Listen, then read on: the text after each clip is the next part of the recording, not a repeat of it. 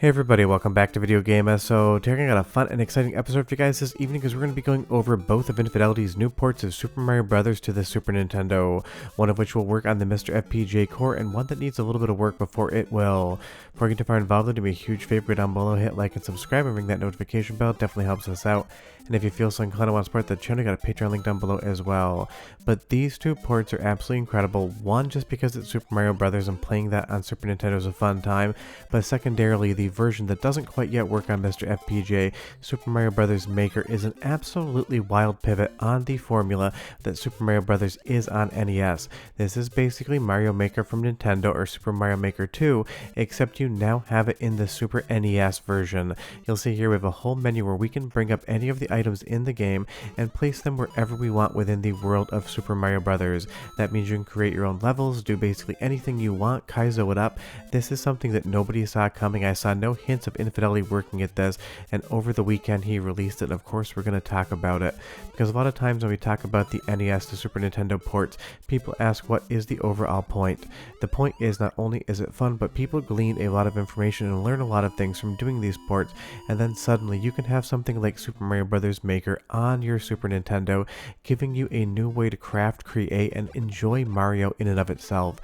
And that is absolutely amazing. The amount of work that would go into something like this to basically take the base Super Mario Bros. Game and add an entire Maker component on top of it is no small feat whatsoever. And for the most part, everything I've tested within software emulation seems to work totally fine.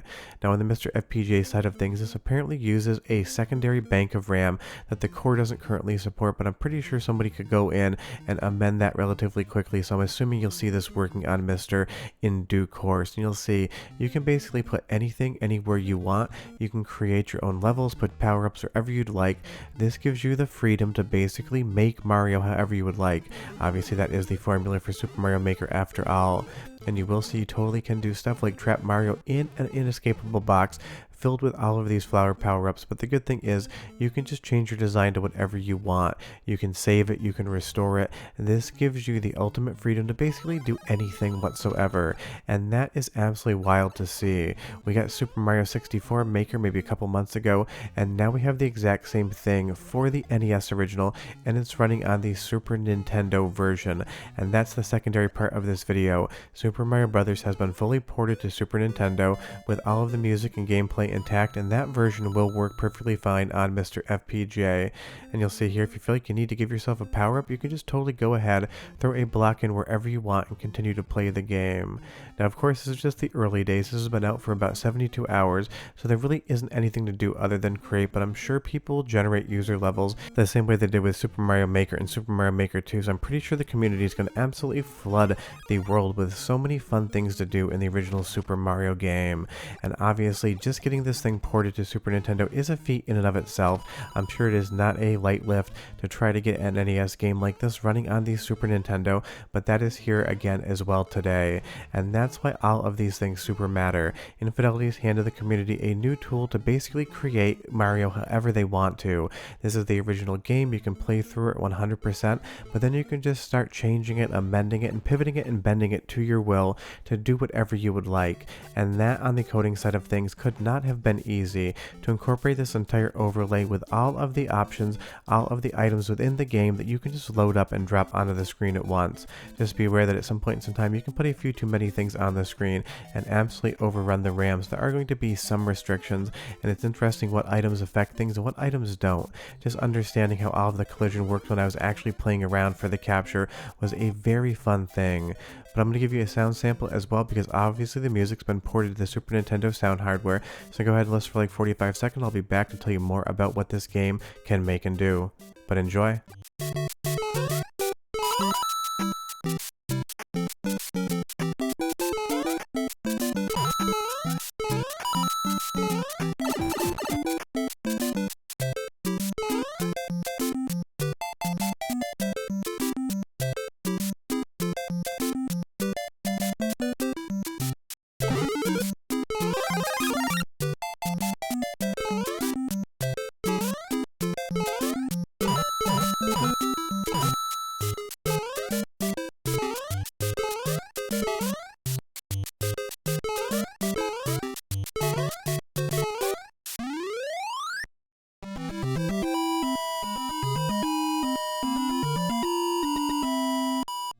I mean, you've heard it once, you've heard it 1,000 times. That is the music from Super Mario Brothers, but now you've heard it coming out of a Super Nintendo, and that's not something anyone expected, anticipated, or otherwise thought about, but it is a great time.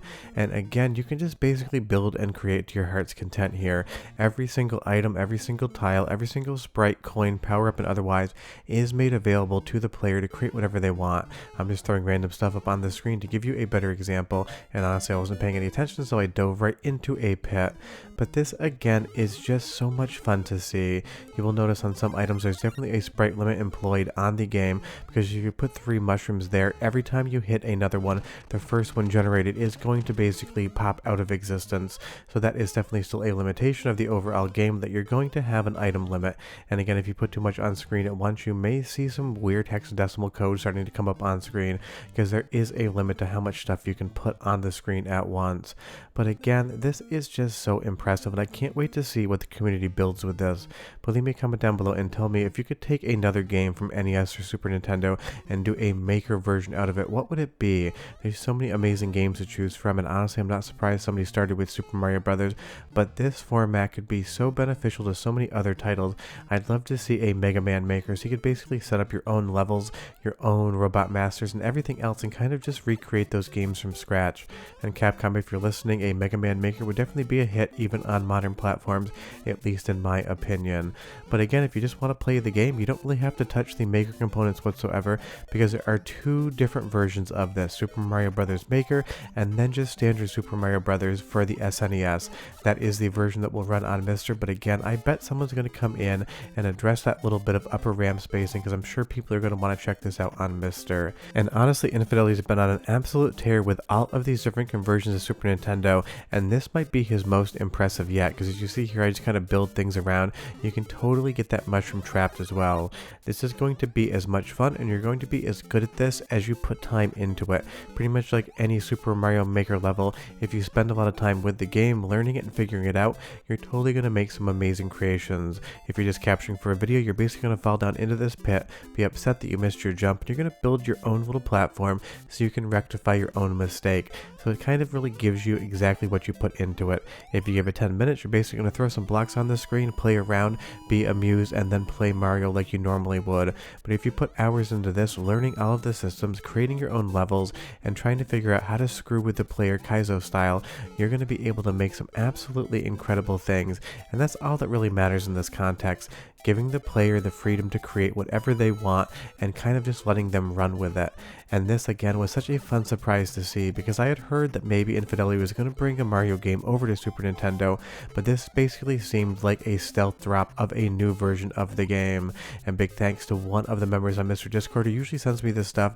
I was on vacation over the weekend. I was very excited to know I could come back on Monday and knock a video out on this, because again, I love this sort of stuff. The fans, the community keep giving us new and better experiences, not only playing Super Mario Brothers on the Super Nintendo, but having an entire maker component added to it. It's not what you expect to see, but you absolutely love to see it.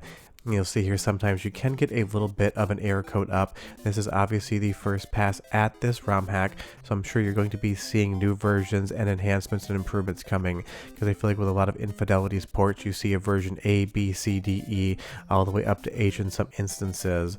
But definitely check this out, if not just for the port to the Super Nintendo, but the ability to basically do whatever you would like within Super Mario Brothers. I can put an entire screen of coins here. I just hold down the B button, drag the D-pad around, and have some fun. And this is also mouse compatible as well if you want to use that. And you'll see that you also have the option to save and restore the area you're working on. So this isn't just ephemeral, but if you put too much stuff on screen at once, you can again slightly overrun the RAM. So do be aware of that. Maybe it'll improve in the future. But as far as ROM hacks and reimagining of games are concerned, Super Mario Bros. Maker is the most impressive thing I've seen in some years. It is available for everyone for free. I will leave a link to Infidelity's Twitter down below, and you can find the game there. But again, leave me a comment and tell me what you think, and tell me the one game you would love to see get makerized. For me, again, it is Mega Man. I would love that. But go check these things out. They're hyper impressive, they're amazing, they're free, and you can play them today. Bye-bye.